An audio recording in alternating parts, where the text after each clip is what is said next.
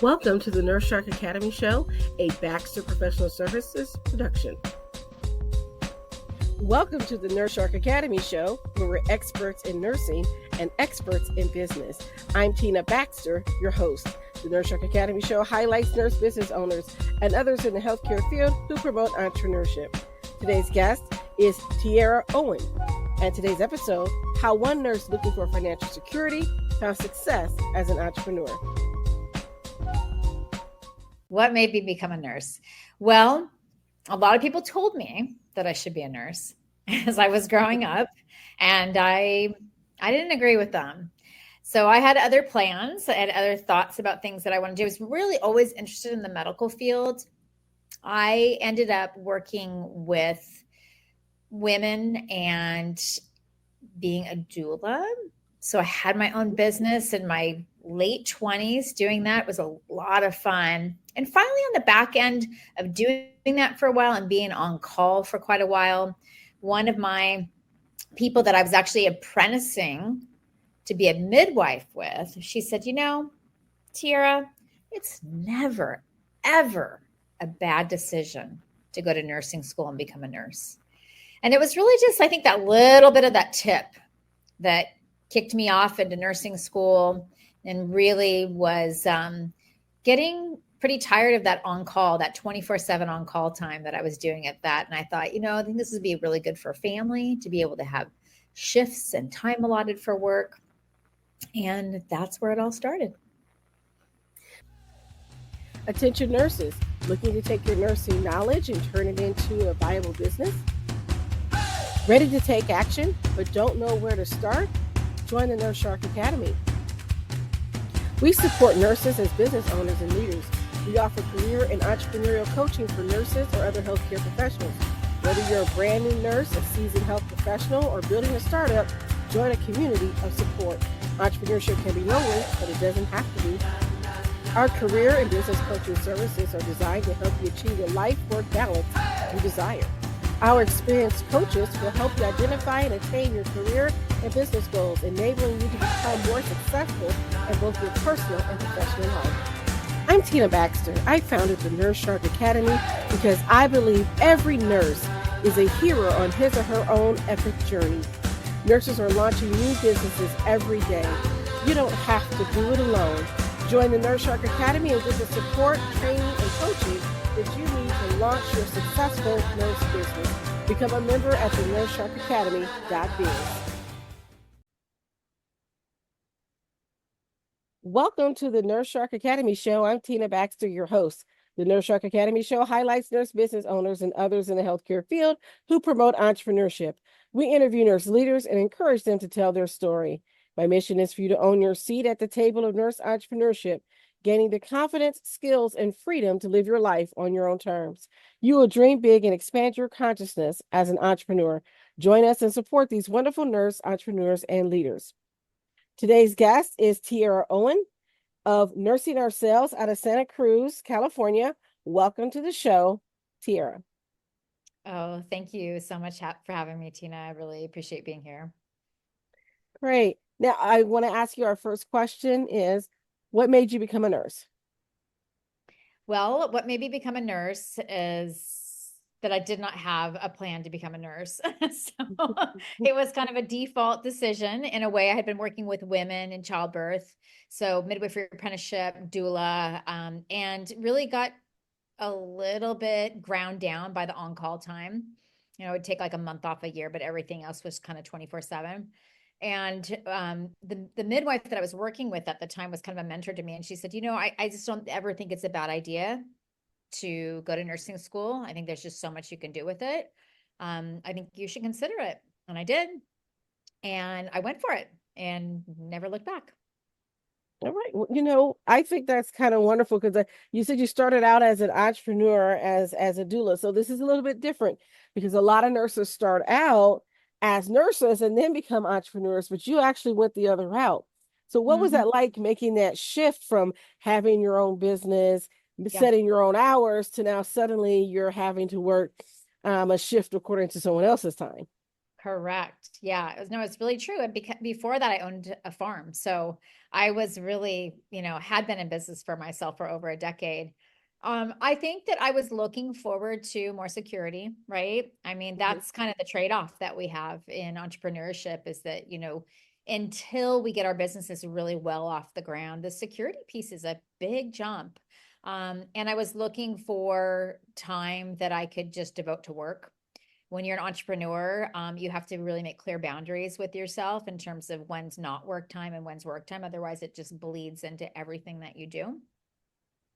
And I think at that time in my life, I had was just looking at getting married. I had a child, but I really wanted to have another child, and I just felt like this just feels like the right thing to do at this stage in my life is to be able to have that position that I can, I had the benefits. I had the ability to take time off, and all of that was super attractive to me at the time.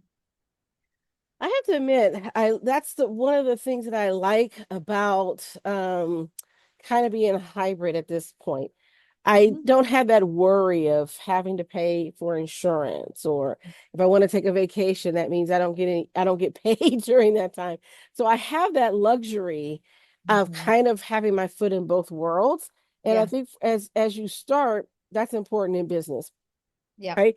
And so I've been able to launch my business without having to take out a business loan because it's one of my coaches and mentors says, your 9 to 5 is your best business loan that you can No, it's have. true. It's true. Mhm. Yeah, Yeah. absolutely. So where did you work? Where did you go first of all, where did you go to school? And then what was your first job out of nursing? Yeah.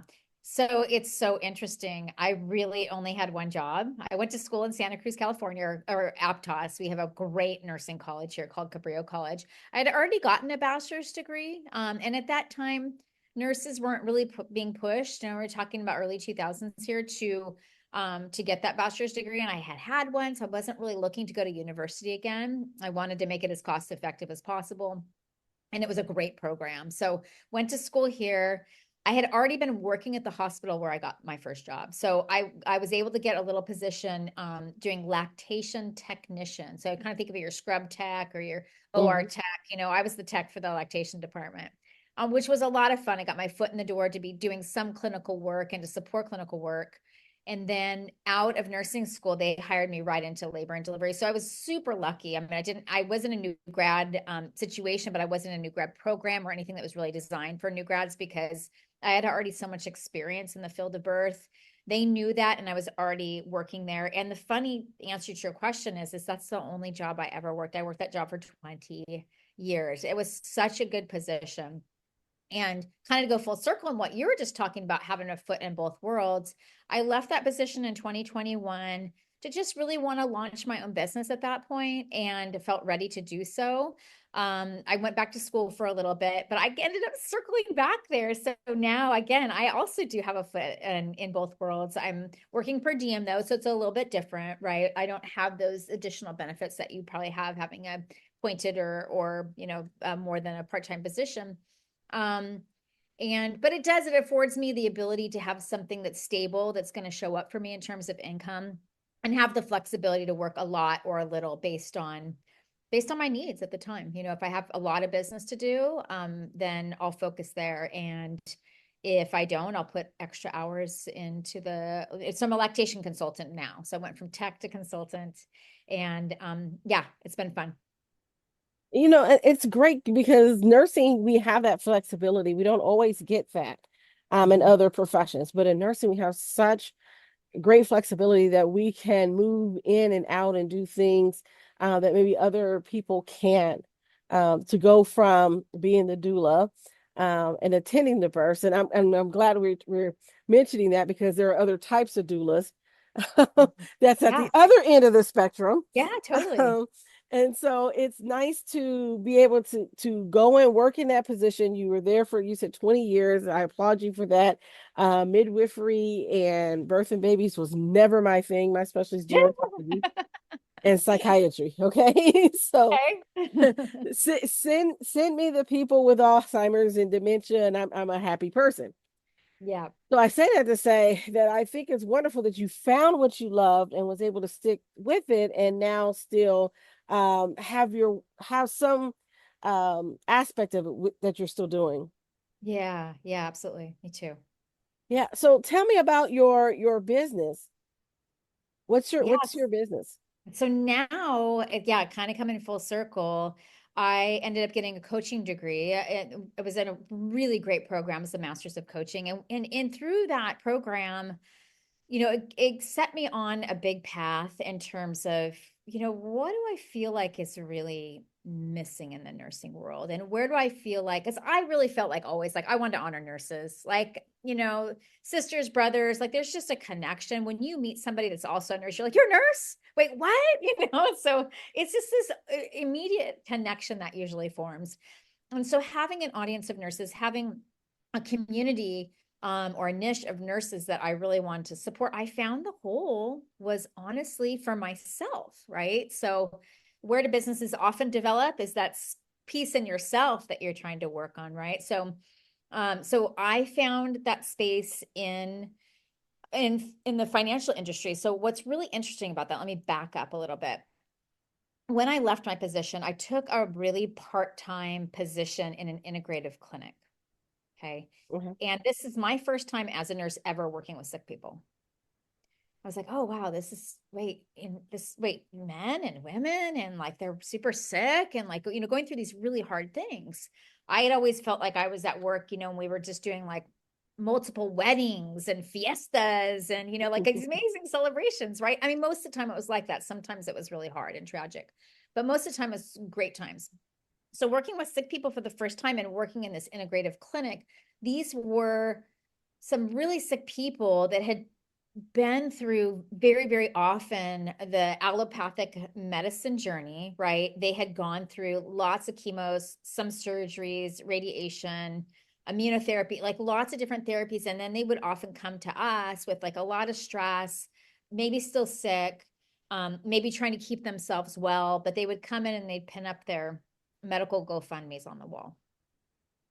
And I didn't really get it because I didn't understand that if you have health insurance, like what's happening in terms of you don't have any money, right? Of coverage. Well, I'll just give for example, cancer can be $500,000 to $1 million diagnosis, right? And health insurance does not cover all that. That's right. Usually it's 80% somewhere in that realm. The people can't work and all of a sudden they're stuck with a 100 to $200,000 medical bill. Plus they're not working, Right. right? So I just was really woken up. And so seeing my own position, like I have maybe 6 months savings, but I don't have like an extra safety net that's there for me financially in case something were to happen to me. And I got introduced to this solution called living benefits through another nurse that was working this. And I thought, you know what? Every nurse that I know of needs to know about these. And that's what started me on my journey of my own business in the financial industries. Okay. So for those that don't know or don't understand, can you explain what living benefits means? Absolutely. So, living benefits is life insurance you don't have to die to use. So, most people, most Americans have been kind of burned into their psyche that life insurance is what you get when you die, or your beneficiaries get when you die. Mhm. So, it's really a game of I'm going to pay for this thing that I'm betting I'm going to die. And the life insurance company is betting that you won't. And that's how they keep their business afloat. Mhm. But when I saw that, wait a second, you can actually use that money while you're still alive. Tell me more. And what it looks like is being able to accelerate the face amount of your policy up to $1.5 million in this case for things like cancer, heart attack, stroke, Alzheimer's disease, any kind of chronic illness where you can't walk or shower or have activities of daily living, terminal illness. So just imagine those people that were in that clinic that I saw, the light bulb went on that like there is a solution for middle America. We're the ones that don't have $1 million in our bank account to Right. cover this stuff. And we're not on the other end where we're able to tap into programs that are going to support us through that. Mhm. So, my audience being nurses, I set out on a journey to tell as many nurses as possible that these exist and that you can support yourself and your family very well with one having that income replacement if something were to happen. Well, I think that that would be awesome to have that benefit. And I know that unfortunately, when it comes to health insurance and life insurance and things like that, a lot of us as nurses don't take advantage of the things that are offered to us or aren't knowledgeable about them. And so you just sign up for whatever plan your employer has for you and think that's going to cover everything. Right. Right. Yeah, absolutely, Tina. I think that in this industry in particular, we're such givers. Our energy is usually so focused on others, whether it be our career and our colleagues and our patients, and or maybe a family in there too, often a family. We don't really take the time to see, what's underneath us, protecting us and helping us to, get to a place in our careers where we're kind of starting to look at the end of our career and transferring over into like into a retirement, or even if something were to happen to us along the way, whether it's, dying too soon, hopefully not. But if we were to have a major medical or illness event, or even an injury event, to kind of, throw a curveball in that journey. So, I really am so interested and curious, and I would love and be curious of your audience thoughts and your thoughts about this. You know, what are the roadblocks besides what I talked about just now in terms of, as nurses, we're often looking to other. Um, why don't we peek under the hood? Why don't we look a little deeper in terms of what we have, know our numbers, so to speak, so that we can actually just be more informed, raise our consciousness collectively around this topic? Well, I have to say for me and from what I've been seeing, nurses are just tired. They're just tired. And it would seem like one more thing to do. And Yes. given the fact that we are exposed to sickness and death and everything, to think about that for your own self or for your family Mm-hmm. can feel really too close and Yeah. be uncomfortable. And Yeah. so a lot of times we don't want to talk about it. How many nurses have their own advanced directives completed? Yeah, absolutely. Hmm. Yeah, great. Or trust, Yeah. that's Yep. good point. Yeah.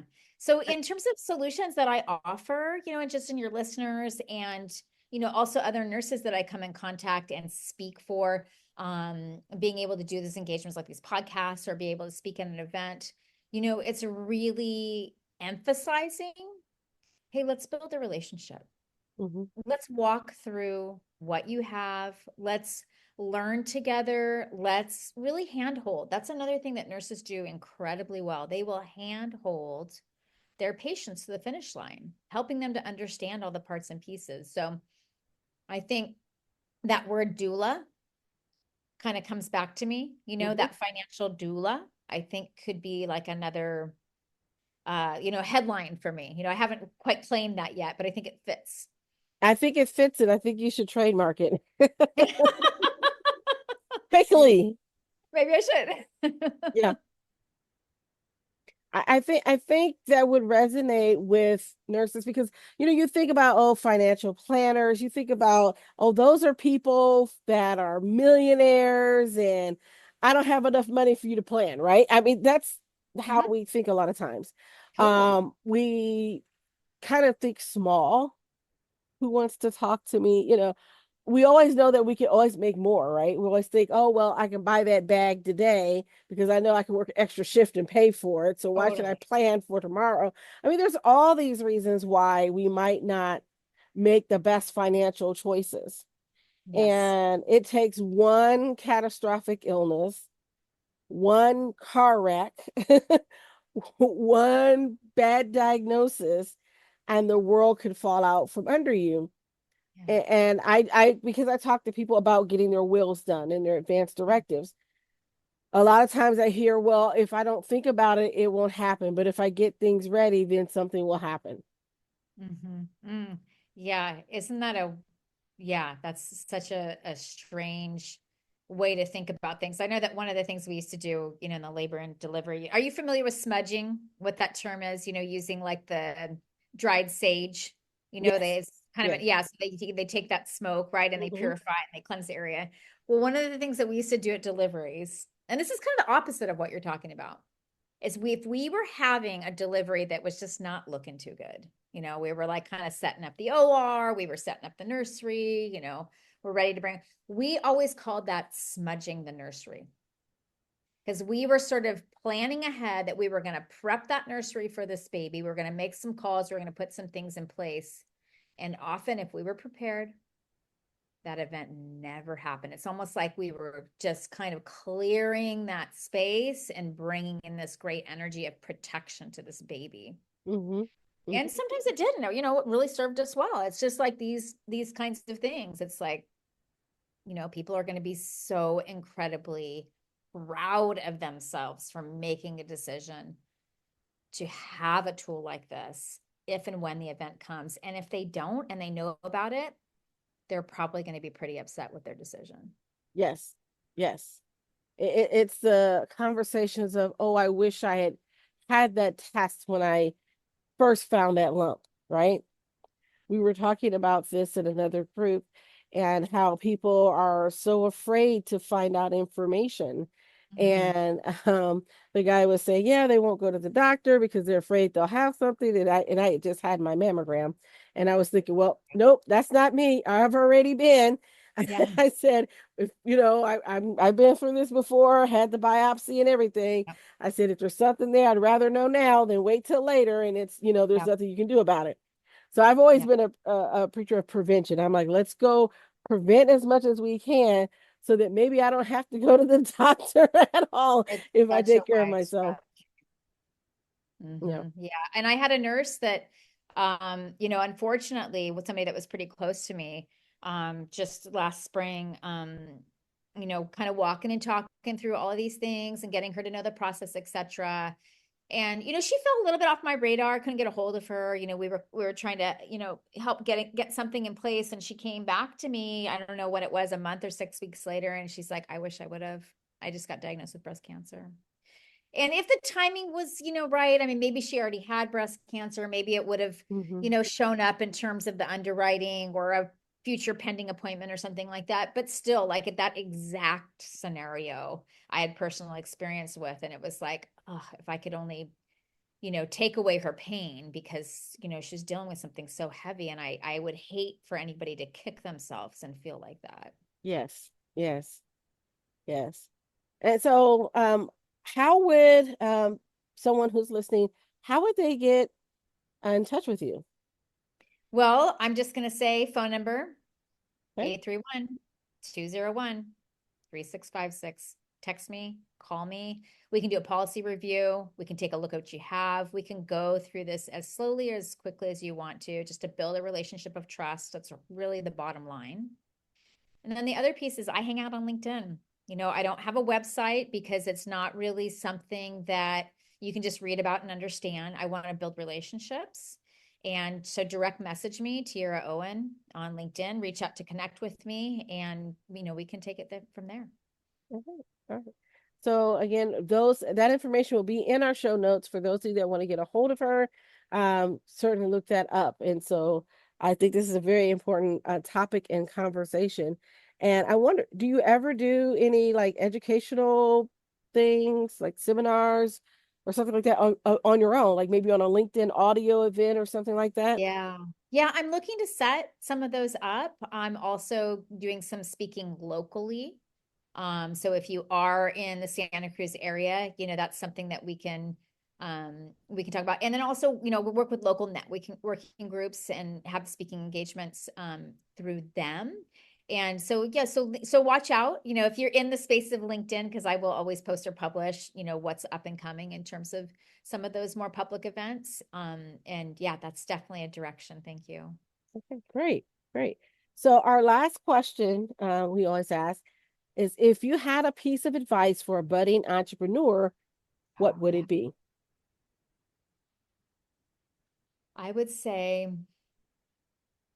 go easy on yourself, especially if you're a nurse and you're working in a position. Take your time to develop your idea. See if you can get a test market, even a practice place to see if you have a good solution, that it's marketable. And I think that the other piece is just don't be afraid to tell and talk about it. I mean, I think when you are in the space of having it depends on what kind of business that you're in, but if you're in the space of having a position and having a business, you do have to be careful about that line. But out there in the world, like, just get really comfortable about being uncomfortable. Market yourself. Let people know that you have something and that usually those things are pieces of passion. So just let yourself shine through that and do whatever you can to get the kind of coaching to allow yourself to be in that marketing space and being able to tell, and not only tell, but like tell a story, right? Yes. Because we kind of find that, like, you know teaching or educating is not telling, right? But when you can talk about your product, or you can talk about your service through a story, it really, really connects with people. And I think I always think about Simon Sinek. Yeah. He says, people don't, what do they say? People don't buy what you have, they buy why you do it. Mm-hmm. All right. All right. Well, that's a great piece of advice, and I thank you for that.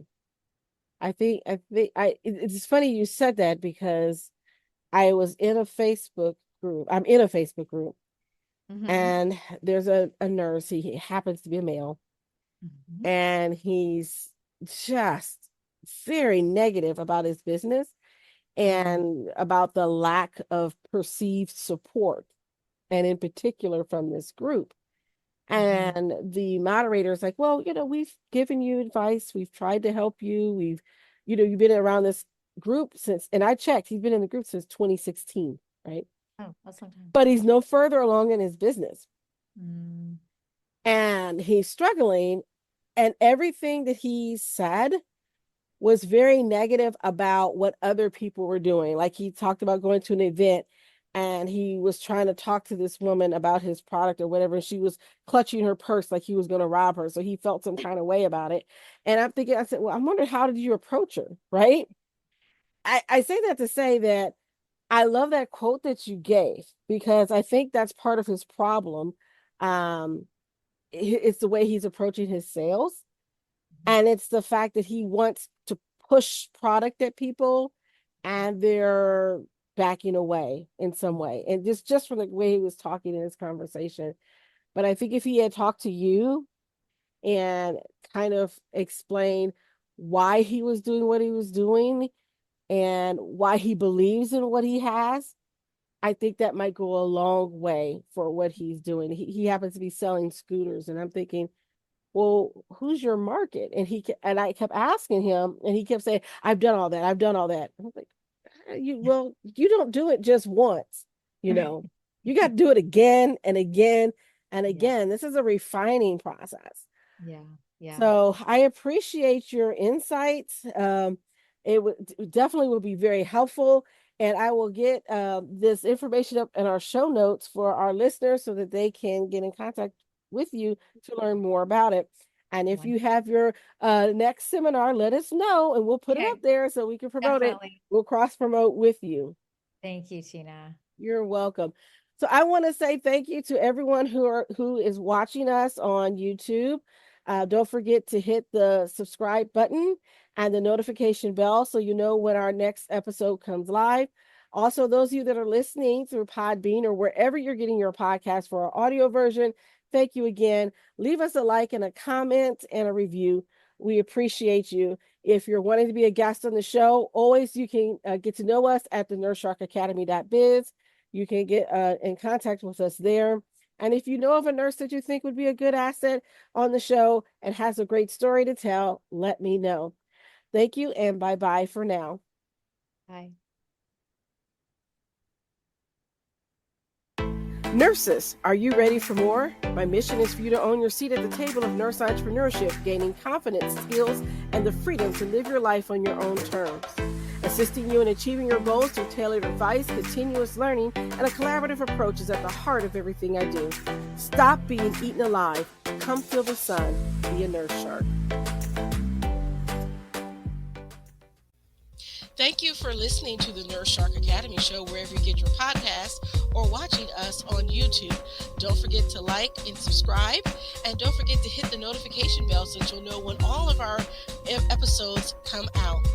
If you want further information, you can contact us on the nursesharkacademy.biz.